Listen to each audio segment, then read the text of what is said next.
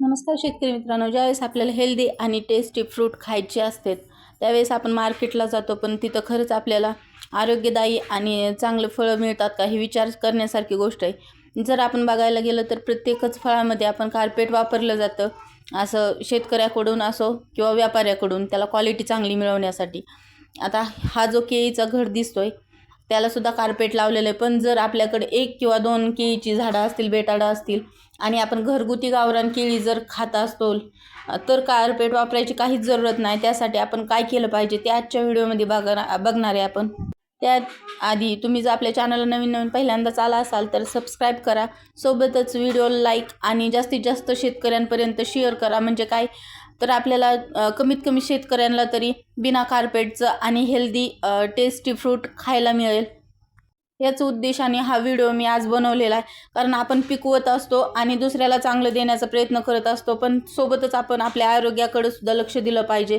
आणि बिना केमिकलची किंवा बिना कार्पेटची फळं जर आपल्याला खायला मिळत असतील तर ते आपल्या आरोग्याला नक्कीच उत्तम असतं.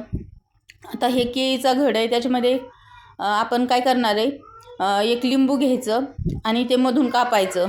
लिंबू एकदम पिवळा असावा किंवा हिरवा असेल तरी काय अडचण नाही, फक्त रसाळा असावा. आणि ते पूर्ण केळीच्या घडाच्या देठावरती लावून घ्यायचं. जर अशा फण्या काढल्या असतील तर उत्तम, नसतील काढल्या तर डायरेक्ट आपला जो बुंदा असतो, जो आपण झाडापासून कट करतो, केळीचा पूर्ण गोल जो खोडा असतं ते, आणि त्या देठावरती आपण ते लिंबू पूर्ण चोळून घ्यायचं. आणि त्याच्यानंतर आपण चांगल्या गरम उबदार गोणीमध्ये किंवा एखाद्या पिशवीमध्ये किंवा उबदार जागेवरती ठेवून द्यायचं. 4 ते 5 दिवसानंतर त्याला आपण काढून बघितलं तर त्याला नक्कीच पूर्ण पिवळा कलर आणि एकदम गोडी उतरलेली अशा प्रकारची एकदम आरोग्यदायी केळी हे आपल्याला बघायला मिळतात. हा प्रयोग मी स्वतः एकदा ट्राय केला होता आणि त्याच्यानंतर मला खरंच ते परिणामकारक वाटलं. त्यामुळे मी व्हिडिओच्या माध्यमातून तुमच्या सगळ्यांसमोर शेअर करायचा प्रयत्न केला. व्हिडिओ कसा वाटला कमेंटमध्ये जरूर कळवा. सोबतच तुम्ही जर अशी गावरान फळे किंवा घरगुती घरी पिकवलेली फळं खाता का हे सुद्धा कमेंटमध्ये कळवा. आणि तुमच्याकडे केळी पिकवायसाठी तुम्ही काय वापरता ते पण कळवा.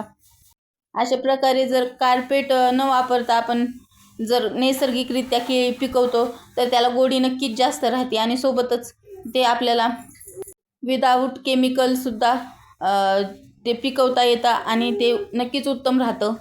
आजच्या व्हिडिओमध्ये इथपर्यंतच थांबूया. भेटूया पुढच्या अशाच एखाद्या नवीन आणि माहितीपूर्ण व्हिडिओमध्ये.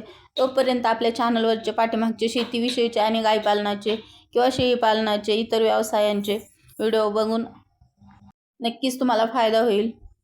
सोबतच तुम्हाला पुढं कुठल्या विषयावरती व्हिडिओ पाहिजे ते सुद्धा कमेंटमध्ये कळवू शकता. मी नक्की प्रयत्न करील की त्या विषयावरती आपण सविस्तर चर्चा करूया व्हिडिओच्या माध्यमातून. व्हिडिओ शेवटपर्यंत बघितल्याबद्दल धन्यवाद.